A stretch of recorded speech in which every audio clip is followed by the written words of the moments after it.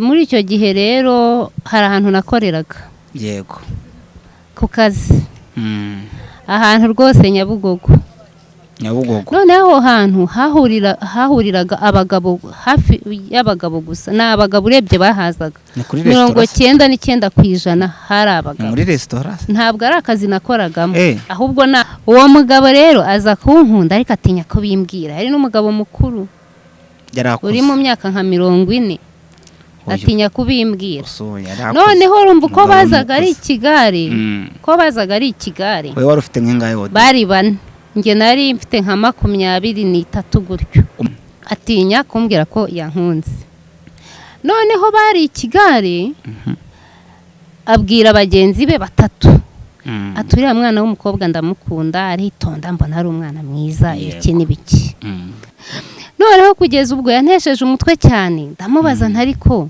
ko mbona uri mukuru urashaka iki ubundi ubwo uracyari umusore ariko hari igihe rwose ugeramo ugashidikanya ukavuga utese yamana yambwiye ubukwe ndi ku myaka 12 kuki ngeze 30 ukumva umukobwa yatangiye kwiheba icyo gihe rero mwabakobwa mwe ikintu nababwira hano hanze hari abagabo ntabwo nzi umuntu wabatumye wariwe ariko icyo mpamya cyo ni umwanzi Satani kuko umwanzi Satani niwe ujya ushaka guca mu isezerano ry'umuntu wavuganye n'Imana mwene abo bagabo rero baba bari aho hafi bakaza bakabegera noneho bo bagashobora kumva yuko cyaba ari nk'igisubizo bahuye nacyo kandi mu by'ukuri ari uburiganya bwa Satani icyo gihe rero bisaba gusenga no gushishoza ko gusenga gusa udafite ubwenge nta mumaro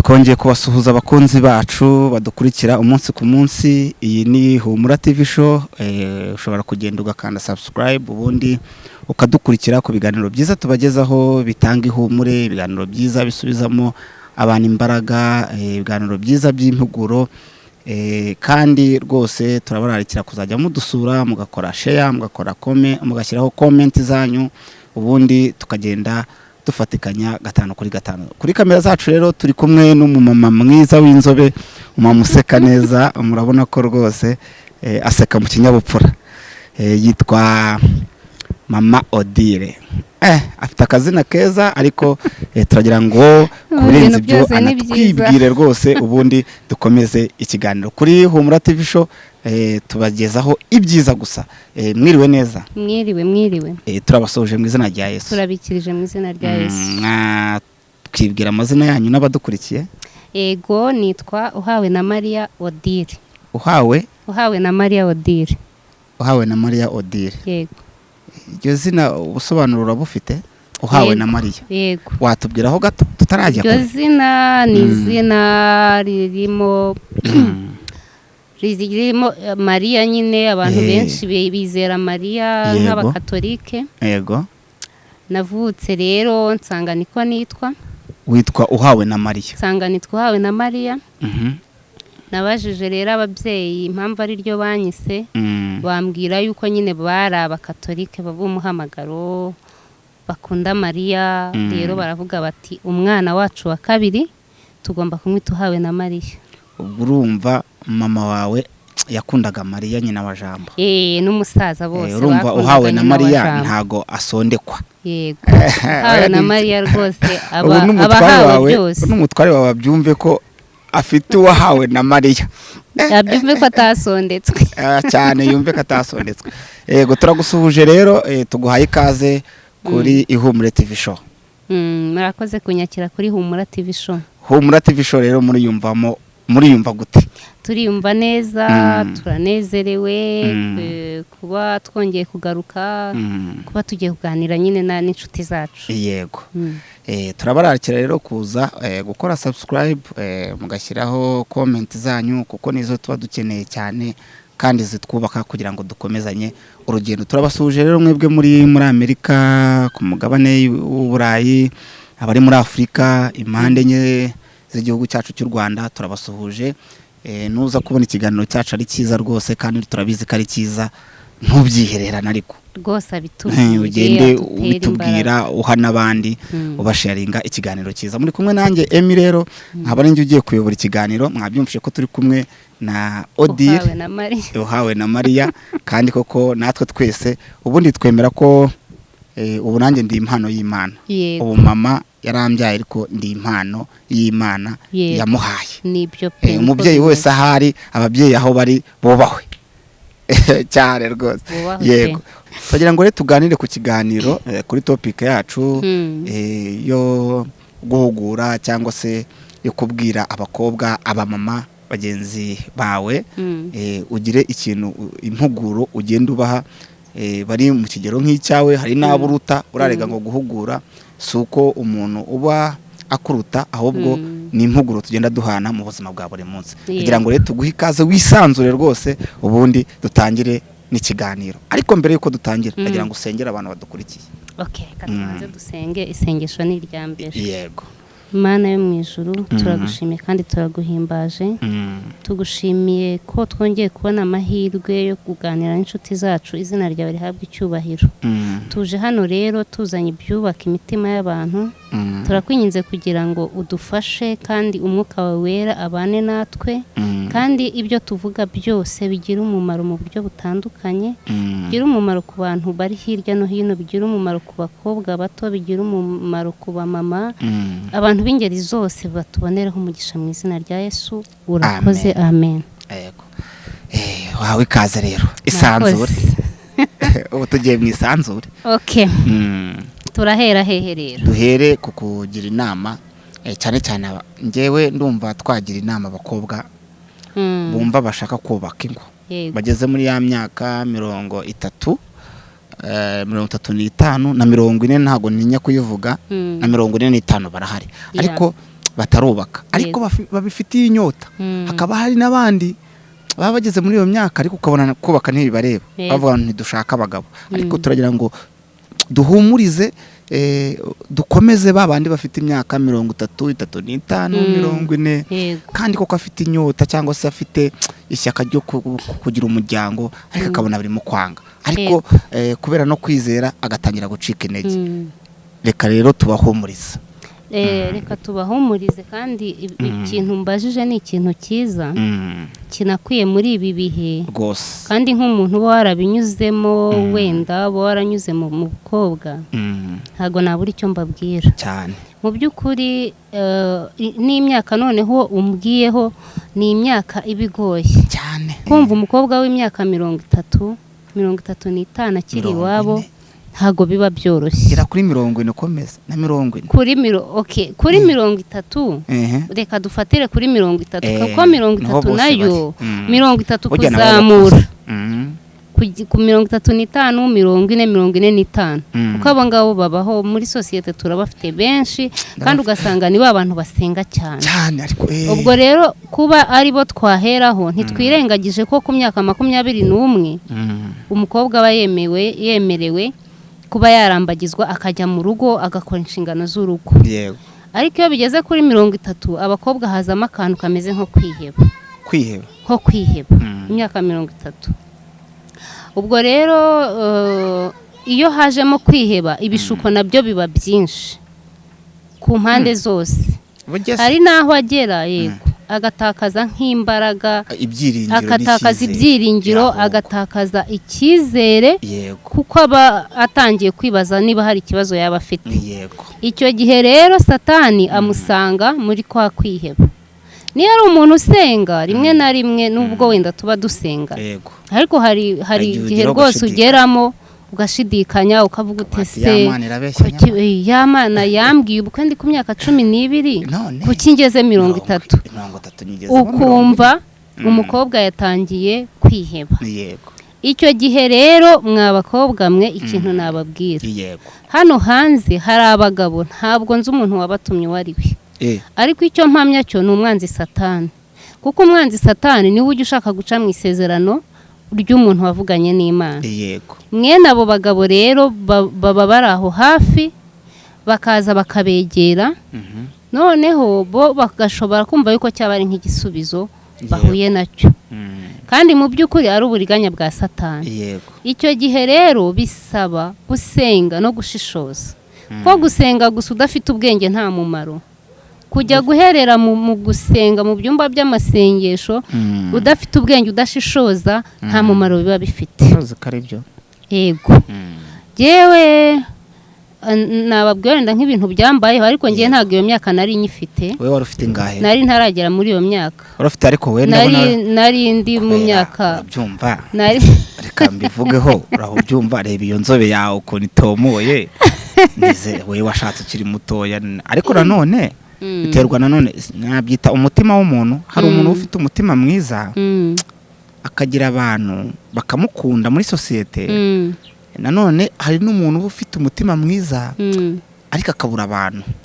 Yego ibyo bintu urumva ahantu bitandukanye. Bijya bibaho umuntu akabura igikundiro pe. Yes kandi afite umutima mwiza kandi umwana mwiza akagira icyangiro ariko ngo akagira icyangiro bari cya Satani. Kira cyangiro kifa ku badayimoni. Nta handi kiva njya numva bavuga ngo barabiroga ngo umuntu wamuroza icyangiro simbizi ariko nzi ko ibi byose biva kuri Satani. Wehore ku myaka 15 uburarambagijwe. Ntabwo ari 15 kuko icyo gihe nta gahunda nari mfite. Nka ryari bakwandikira agapapuro umusore akakwandikira agapapuro akubwira akagukunda ku myaka yawe n'ingahe? N'ubu buhamya wenda nzatanga ku kindi gice. Ntabwo jewe nigeze ngira unjya mu gukundana cyane. N'ubu buhamya nzatanga ku kindi gice ntabwo barobeshaho.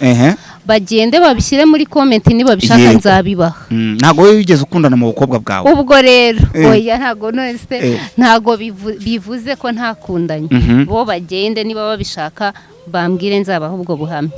Ariko ubwo ngiye kubaha rero muri iyo myaka mu gihe runaka ntago nari ntaragera muri iyo myaka nyine twavugaga haruguru ariko ndumva urwo rugero rushobora kubafasha. Muri icyo gihe rero hari ahantu nakoreraga. Yego ku kazi ahantu rwose Nyabugogo. Noneho hantu hahuriraga abagabo hafi y'abagabo gusa. N'abagabo urebye bahazaga 99% hari abagabo. Muri restaurant ntabwo ari akazi nakoragamo ahubwo ni ahantu hari hafatanye n'akazi nkoreraho. Byari byegeranye. Yego abagabo bakaza aho ngaho. Abagabo rero bazaga aho ngaho nyine aho twegeranye gushaka service zabo. Nibo bazaga gusa. Noneho havamo umugabo umwe arankunda. Aragukunda? Yego. Wari umugore nari umukobwa. Nari umukobwa muto pe. Aho ni sawa. Arankunda. Dukomeza aho ni sawa. Amaze kunkunda rero. Nari umukristo wa wundi ugaragara inyuma kandi w'imbere. Ufite icyo bise ubuhamya bwiza. Yego. Wa wundi abantu bahamiriza. Kabisa ushinguye. Ariko se waretse kutse. Oya nibyo wari ushinguye rwose ugaragara arukuntu umukobwa atambuka abona arashinguye muri byose. Nari umukobwa ushima Imana ubaha Imana. Ugenda wiyoroshya nubaha abantu bose kandi n'indangagaciro z'abakobwa ibyo ngibyo byo bagomba no kubimenya. Yego. Umukobwa ari ubaha ruca bugufi. Oya nibyo. Uwo mugabo rero aza kunkunda ariko atinya ko bimbwira. Ari n'umugabo mukuru. Uri mu myaka nka 40. Atinya kubimbwira. Noneho urumva uko bazaga ari ikigare. Wewe wari ufite nk'ingahe wote? Bari bane. Nge nari mfite nka 23 gutyo. Umugabo afite 40. Yego. Nari ndangije segonderi. Aho nta kibazo. Mfite nari nkoze nk'imyaka 2 ko ndangije segonderi mfite 20. Nta kibazo umugabo yakurushaga 20 aho nta kibazo. Icyo ntago ari cyo. Ngwira ikibazo rero. Cyo nshaka. Umva rero genda gake wumva ariko wowe tuza ntugakunda inkuru. Yego. Noneho atinya kumbwira ko yankunze.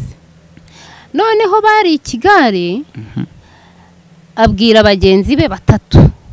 Aturira mwana w'umukobwa ndamukunda aritonda mbona ari umwana mwiza iki nibiki. Ati rero buriya ndashaka kuzamutereta. Ibyo si ikibazo. Aza gukoresha uko ashoboye kose angera haramvugisha nyine turavugana akajya nganiriza buhoro buhoro abyumva bigera naho umubyeyi wanjye amumenya. Ariko ngiye nkumva ntibinamfasheho kuko muri iyo myaka ntago ibintu byitwa urukundo no gushaka ingoge byari bimfasheho pe. Yego. Ntago ari ibintu byari numvaga ari ubuzima ntagomba je kubamo. Kwinjiramo. Yego. Nuko nuko tukajya tuvugana tuganira tugira gute nawe urabyumva buhoro kugira naho umubyeyi abimenye burya biba uwo mugabo ko kaba ari seriye ariko uwo mugabo igituma mbaha wenda nk'ako gatekerezo uwo mugabo yari umugabo nyine ntago yari umusore noneho kugeza ubwo yantesheje umutwe cyane ndamubaza ntariko ko mbona uri mukuru urashaka iki ubundi ubwo uracyari umusore arambwira ati ndi umusore oya yambwiye ko ari umusore arambeshya arambwira ati rwose ndi umusore ati se n'ukuntu ungana ntubwo uri umusore umeze nkawe wabaho abasore bangana nkanjye urabona batabaho nyine bakoze oya ntawe wowe se nanjye 30 ndayigize 30 rega nta kibazo 30 nta kibazo we yari hari nko muri 40-45 kandi ashinguye ubona ari umuntu nyine burya hari taye z'abagabo kirambi yujuje ibyangombwa none yego umunsi umwe rero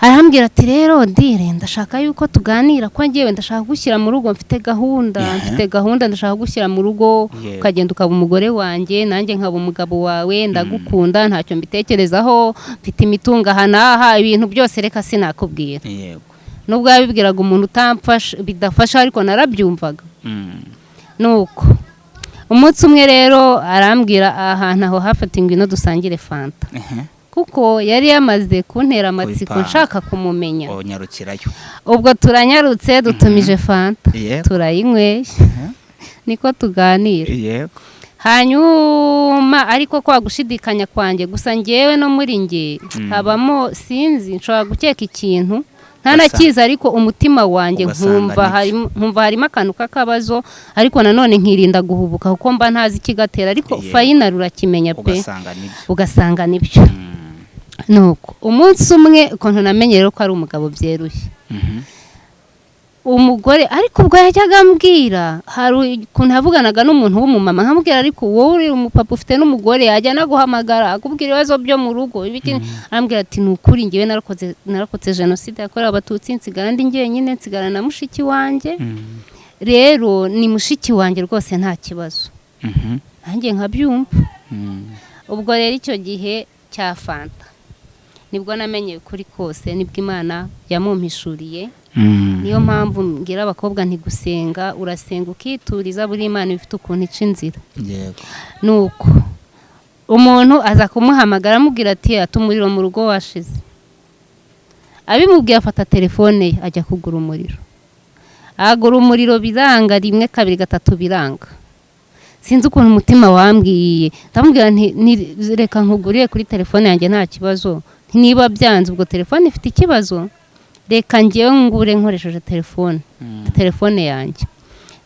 yanjye ubwo mba ndayikoresheje umuriro ndawuguza amafaranga arayansubiza nyine ubwo ni Imana yashakaga kumyereka yuko ibyo bintu nyine ibyo ntekereza ari byo turagura arangije anahamagaza telefone yanjye ati umuriro nari nguguze nkoresheje ino nimero reba muri message bwa waje nuko birangiye turataha bukeye njya mu kazi ndicara ndatekereza ndavuga ari kuriya mushiki we yarayahamagaye kuki nge ntamuhamagara fata ya nimero ndamuhamagara ndamubwira nti nitwa kanaka mubwira imyirondoro yose ko ntacyo umutima wanshinjaga ndamubwira ndamubaza maze kumwibwira ndamubaza ntese umuntu witwa kanaka uramuzi arambwira ati ndamuzi ntese umuzi w'iki ati n'umugabo wanjye ati none se wowe kuri kumumpamagara umumbaza umuzi w'iki bimeze gute ndamubwira nti yewe nubishaka ko tubonana tuzabonane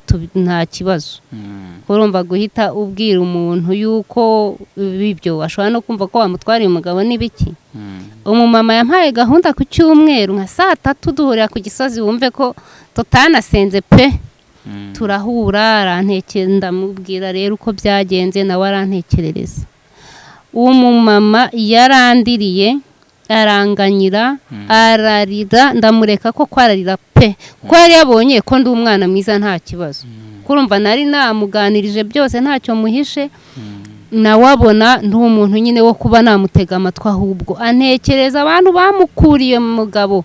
Arambwira ati mu rugo iwacu ntabwo tujya turya, niyo turiye saa sita ntabwo nijoro turya, kubera yuko amafaranga y'umugabo wanjye ni abakobwa yirirwa ayaha. Birirwa mu nkoko, birirwa barya amafi, agera mu rugo yasanga natetse akavange ntarye, ahubwo akaza turwana tugira gute. Noneho abimbwiye numva nibyo, kuko uwo mugabo ntabwo ari umukene pe. Ariko yambwiye yuko n'abana kwiga ku ishuri ari ikibazo. Nuko ubwo rero umumama aranganiriza, arambwira ati wa mukobwa we, sinabona icyo nkubwira, kuba byonyine usanzwe ukagira n'uwo mutima wo kuza kumpumuriza muri ubu buryo. Yansabiye imigisha yansabiye, nagira ngo nkubwire ko nayibonye kandi ntabwo izigera iva mu rugo rwanjye. Yego,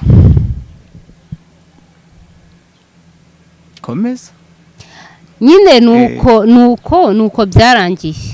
Umumama rero urumva yansabiye imigisha, aransengera, arambwira ati kubw'ibi bintu ukoze nkusabiye umugabo uzaguha amahoro mu buzima bwawe bwose, nkusabiye umunezero mu rugo rwawe, uzashake wishime unezerwe, ntuzigere, mbese ansabira ibintu byiza nk'umubyeyi yasabira umwana nyine.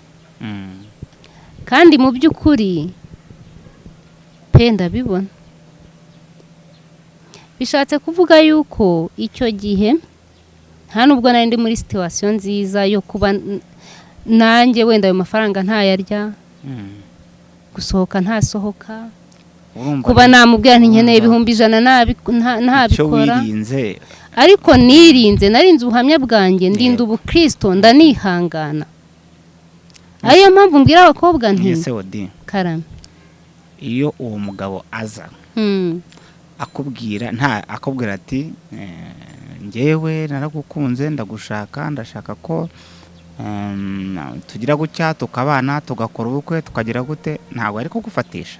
Ntabwo yari kumfatisha. Kubera iki? Yari kumfatisha se gute? Kuki se namutahuwe? Ngewe icyo gihe ntabwo ibintu by'ingo ntibyari bindimo, ariko niyo binambamo ntabwo yari kumfatisha, kubera yuko gusenga no kwihangana no kudahubuka mu buzima. Wumvaga ko hari undi wawe? Abantu ndababwira yuko guhubuka no kwihuta bitewe na pressure y'igihe uriho ari byo bintu bishobora kugufata bikakunaga mu mwobo. Nk'ubwo yari yambwiye ngo afite imitungo za Muyumbu na hehe, akubwira imitungo amaze ateye ubwoba. Iyo mba ndi umuntu ushiguka ntabwo nari ndi muri situation nziza. Ariko kuko yari abifite ntabwo mbizi, ntabwo nashatse kubimenya. Yego, kubera yuko ntabwo nari kwinjira mu rukundo rw'umuntu ntanazi. Ni nayo mpamvu mvuga ibi bintu, kugira ngo abakobwa bihagarareho, bihangane, basenga Imana yo mu ijuru, barindire kandi bategereze bizeye yuko Imana ibafitiye umugisha wabo. None Odi, karame, ko numva wari bihagazeho cyane, byari bikaze, byari bigoranye, ubu umutware wawe yaguhangaye ate? Ukuntu abagabo ukuntu yampangaye ntabwo ari ibintu bikomeye ku muntu wawe, ntabwo ari ibintu bikomeye. Buriya umuntu wawe yaje urabyumva, umutima wawe n'uwe biravugana. Iyo ukimubona biravugana, ukimubona akubwira ijambo, imitima yanyu iraganira mukemeranywaho. Niyo mpamvu nyine yo kwihangana. Iyo ntihangana wenda nari kwemera uwo muntu. Ese ubwo suko wari ugeze mu gihe cyo gushaka Odi wenda? Oya ntago yaragufatishije, ntago ari iyo mpamvu, kuko niyo yaba ari muri 40 cyangwa 30. Yego, ntihazagira umukobwa uhubuka ngo nuko afite pressure y'imyaka, kuko pressure y'imyaka ishyira abantu benshi mu kaga. Hahandi baba batangiye kukubwira batari ko wowe byagenze gute, ntibakuroze. None ubwo urashaka gufata abakobwa bageze mu myaka 40 ngo bihagarareho cyane? None se mbabwire be kwihagararaho, bazagende buke bagarutse, buke bagaruke ngaho ngiye. Baze nihagarara hafite 40 akagira 45 akagumya akihagararaho. None se ubu ntabwo ujya wumva bashaka bafite 50? Ndabizi hari abashaka bafite 50 ariko baba mama. Oya, n'abakobwa bafite 45 babaho. Hari umukobwa uzi bigeze ashaka afite nka senkani. Ngiye hari uwonzi yari umunyamasengesho yaradusengeraga. Yari afite imyaka nka 45. Ngiye ubu rero hari uwonzi afite imyaka 55 n'ubu ntarashaka kandi ngafite isezerano ryo gushaka. Kandi n'umukobwa muremure w'ikiyobe koko. Ni muri umva w'inzobe. Azupana iki n'inzobe. Impamvu mvuga ngo inzobe buriya inzobe ikurura abantu. Wenda uri nk'igikara bazajya babona wenda sinzi udakurura abantu n'urugero. Ariko buriya inzobe nziza irapika. Uzarebe n'umwenda upika. Ubona ari mwiza kandi nta birenze. Nawe impamvu mbivugiye abibaza agize 55 n'umukobwa yewe ntararongorwaho. Ariko aracyafite isezerano. Ubwo rero nkavuga ati mwoka byarana ngabo cyane nk'ubu wamwereka iki kiganiro. Ariko disi usiko umukobwa yitwa Odile. Sha uzaduhuze muhumurize hari igihe atazabona ikiganiro. Umukobwa yitwa Odile iki kiganiro uze kukimusharinga base ahumure. Nahumure n'ukuri. Ngaho nanjye twahuye arano nari ngiye turahura. Noneho disi mwita umumama urumva ntabwo nari mbizi navuga ati mama muraho neza ariko ni umwana mwiza arambwira ati muraho undi muntu ni wambwiye ati ave nyabone kukoze ishyano ati se gute aturana umukobwa urumva nazo yajije je sinasetse sinagize n'ibindi nese avuga ati mana yo mwijuru uzamuha umugabo urumva ntago nabikoze ngewe wenda mbizi ahubwo nahise mbabara oya ntago wabikora ubizi kuko baba bafite n'ibikomere byinshi bitandukanye ntabwo wabikora ubizi mu gihe gito yahamaze aho hantu narindi nabonye ari wenda mu bigaragara nabonye ari umwana mwiza arasenga se arasenga pe yizera Imana ahubwo no kuba yararigiye yirinda ibishuko ku ruhande no ku ruhande nibyo byatumye agera no muri iyo myaka ariko nanone tudaciye intege abakobwa bageze muri icyo gihe ntibahumure. Oya ntibahumure. Urumva nk'urwo rugero nguhaye hari abantu bemera bakatanga n'amafaranga. Bakemera bakanatanga ati mfite 40 none se nzapfa nta mwana mbonye. Isezeranye irasohoza uko byagenda uko ariko kose kandi ntabwo ireba nk'abantu. Ntago namugira inama ngo nafata amafaranga agenda hari abagurisha amasambu y'iwabo kugira ngo bagende babone abagabo bamara kubonana bamara umwaka bagahita babata aho ngaho bakigenda kuko ntago ari bo bakunze ya mafaranga. Oya rega buriya umusore cyangwa se umugabo wagukunze ari ibyo agendeye haraguta ariko niba mukundanya atazi uko bifite ahubwo nyuma akazabona wenda ubifite ibyo nta kibazo ibyo burya ibyo utazi nta kibazo. Ariko warakoze kosa kumukunda umureshya bya bintu nawe namakosa ufite. Oya namakosa gukunda umuntu umwereka ko hari icyo nyine rero aho ni muri ya kote yo kuba wumva uri ku rwego rwo kwiheba ku buryo hagize n'ubona wamugura. Hari abantu nzi baba barasigaye ari imfubyi nk'iwabo noneho n'ibintu natwe turimo kuvuga tukirengagiza n'isi tukirengagiza n'umubiri tukirengagiza wenda n'ibiki nawe warasigaye uri wenyine kugera mu myaka 45 nta mugabo kandi ufite amafaranga nanjye namugura. Ikibazo rero ikibazo ahubwo namugura nkavuga ati ariko semana ngaho bifite ukuntu bigeze kandi ari igihe bishobora no rega ubu hari igihe ugenda ukajya kugura ikintu ari uko wamara kukiguruka ukacyaturiraho ibintu byiza bikaba. Ikibazo rero wenda ibyo simbyanze niba ariyo mahitamo baba bafite ikibazo nuko bitabahira kuko abagabo si bose meso sari n'abashaka none se ko nta kese nimwe nari numva imeze gutyo bahiriwe koko imeze gutyo bahiriwe nguha abantu nk'aba 5 ndabafite ngiye nka 5 barasenga se cyane ahubwo dore ikibazo nuko abantu bose bumvishe ko umuntu ari mukuru agashaka gushaka umugabo cyangwa se agashaka umugabo nawe utamuruta cyangwa se muto kuri we abenshi bumva ngo yamushukishije amafaranga. Ibyo nabyo ni iyo myumvirira hari ariko iraciriritse.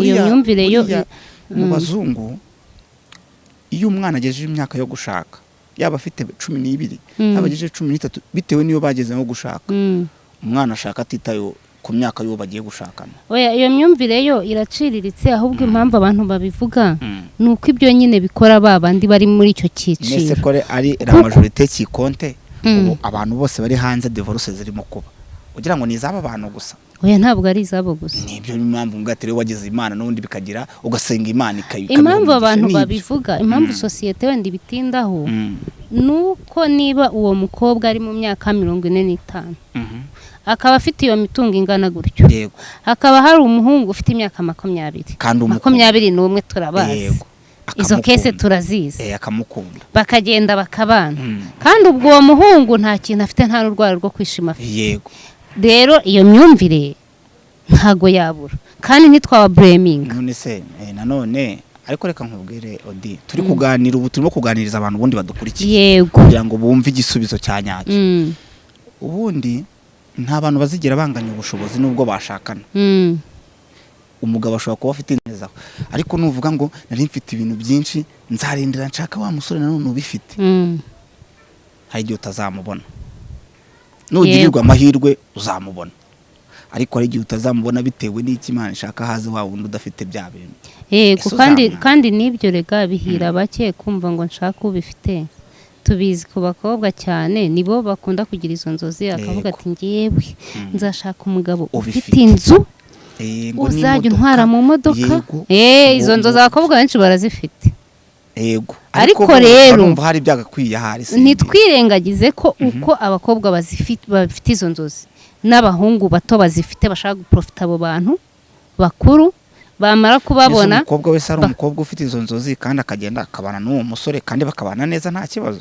uwo musore ufite ibintu yego bakabana n'uwo musore unafite n'ibintu n'umukobwa yaravuga ati ndashaka rwose umugabo ufite imodoka pe bitewe n'ibyo yasabye n'amasezerano wenda afite n'urugero yego birabahira nta kibazo iyo abo ngabo barahari n'abandi byakunda ubundi ibintu byose ni mu kwizera n'Imana niba uzi ko ugiye gushaka urushako rwawe hari icyo Imana yaruvuzeho kataza ariko niba ugiye gushaka uzi ko wiyoboye ari amarangamutima yawe hagarariraho ariko urushaka Imana yavuzeho rero ngira akantu nongeraho ugira imbogamizi ariko bujya rurakomera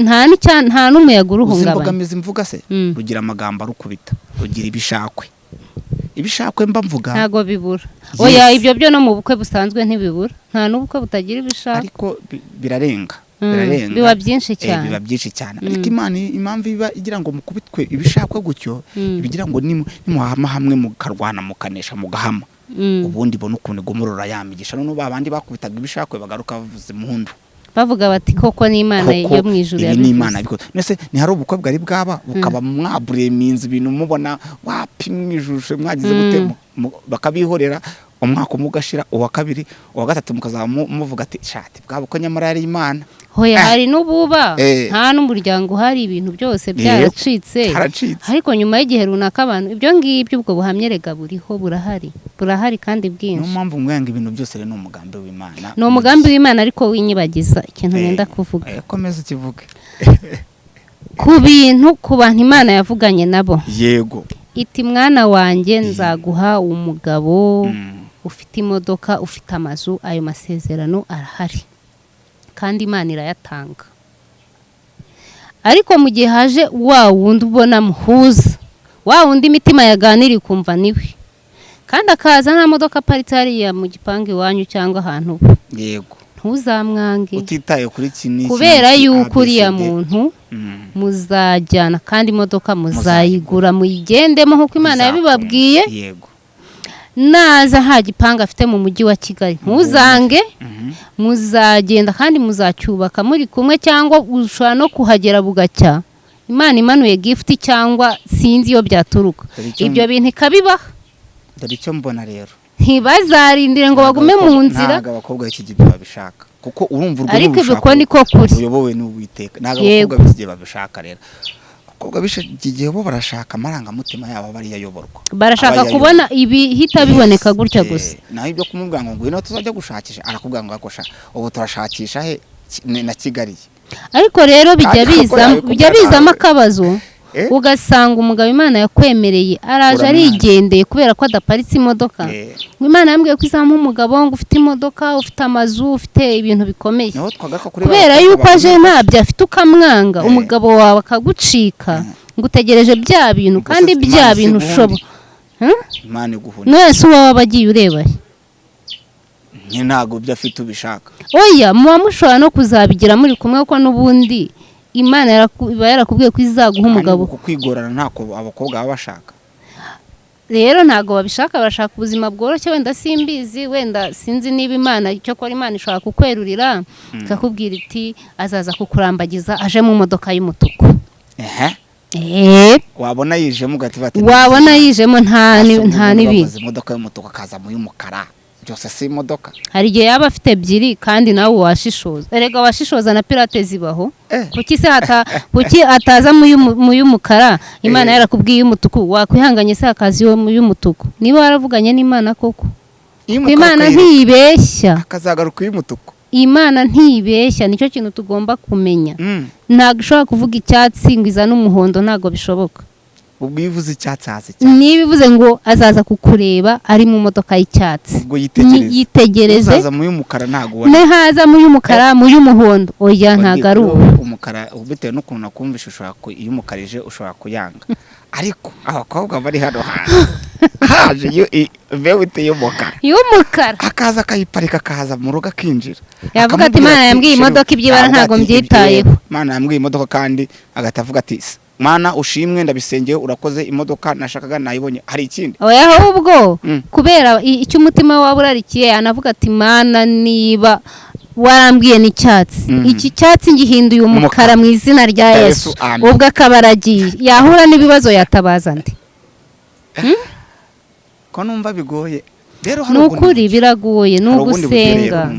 Turimo abantu mudukurikiye turimo kugira inama cyangwa se turimo kuganira ikiganiro kiba kivuga ku ihumure, ariko cyane cyane twari turi kuguhumuriza abakobwa baba bageze muri ya myaka 33, 35 na 40 kandi ubwo n'abasore barimo.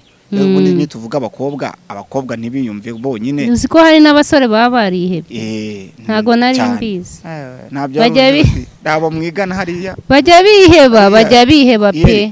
Ariko Imana yo mwijuru bagira muri 50 bafite na vewiti kandi bakiheba kandi cyane. Uzi ko hari igihe ubona umusore afite ibintu byose, yarashatse ubutunzi, yarize hanze, yarize ahantu hose, ariko yarabuze umukunzi. Umusore yigeze kunyandikira kumamagara, yabaga hanze, yabaga Australia.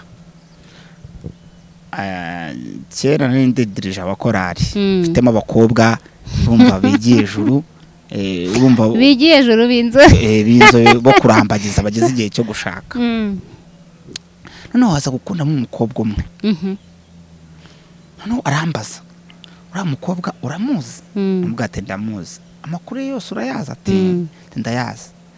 None se ko mfite ikibazo? Nubwo ati si ikihe kibazo?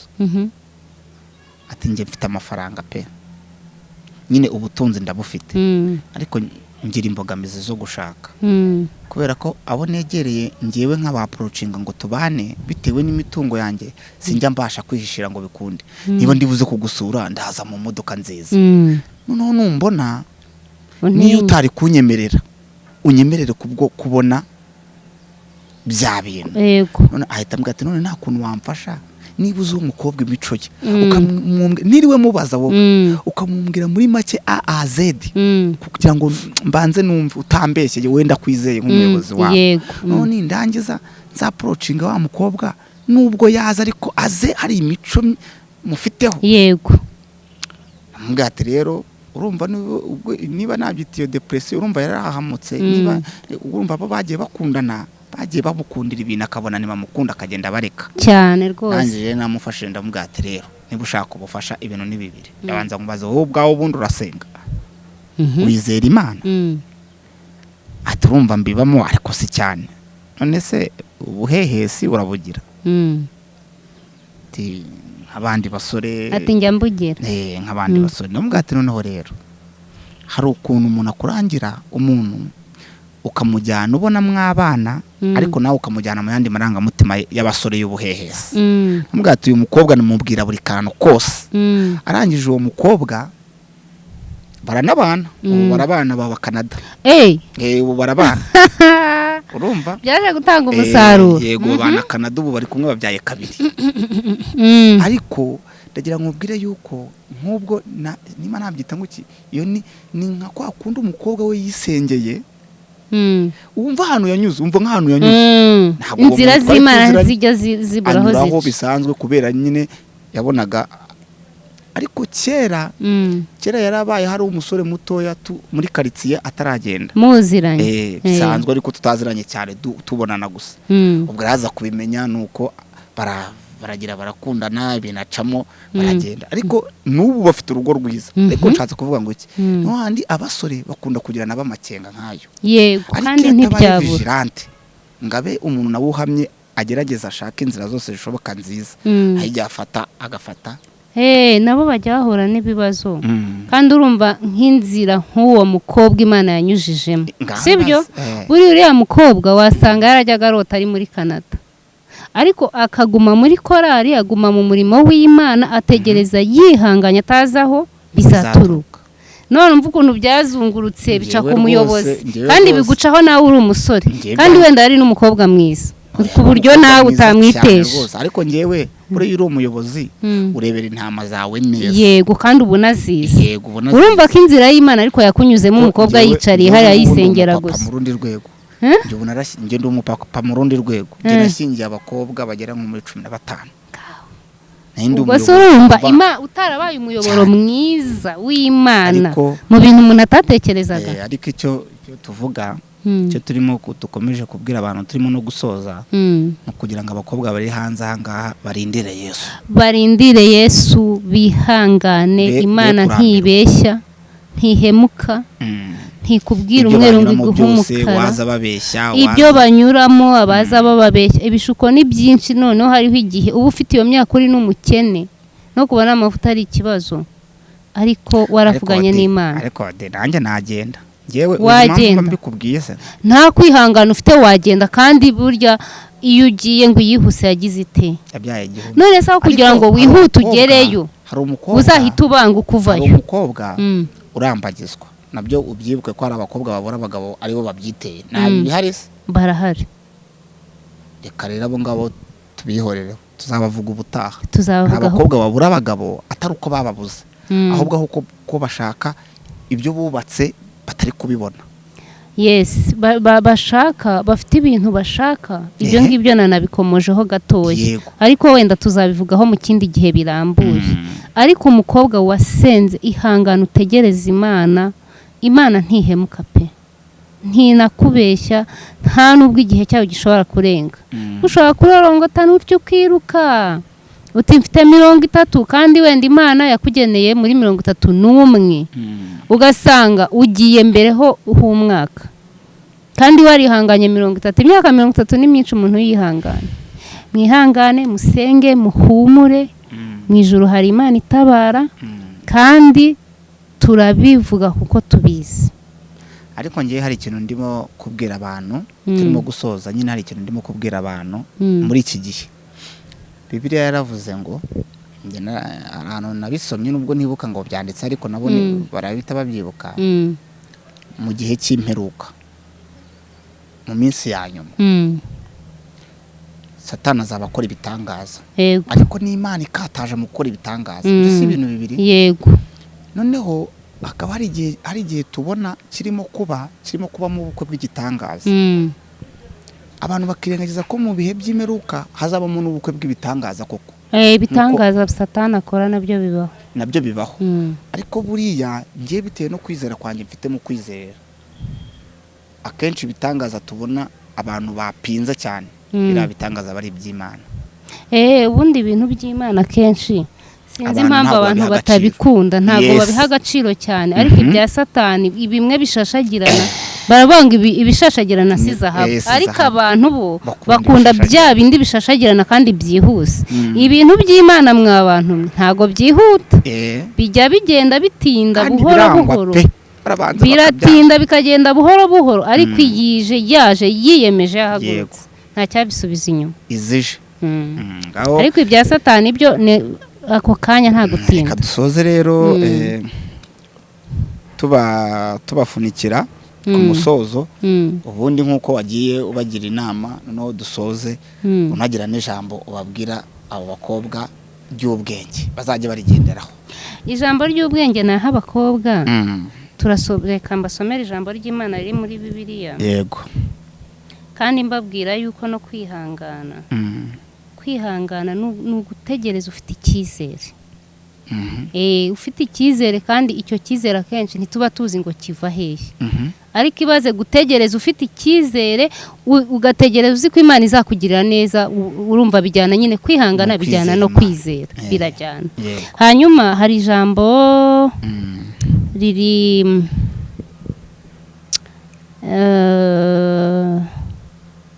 kagatoya ndirebe, riri muri Petero, muri Yakobo igice cya mbere umurongo wa 3, haravuga ngo ariko mureke kwihangana gusohoza umurimo wako, mubone gutungana rwose mushyitse mutabuzeho na gato.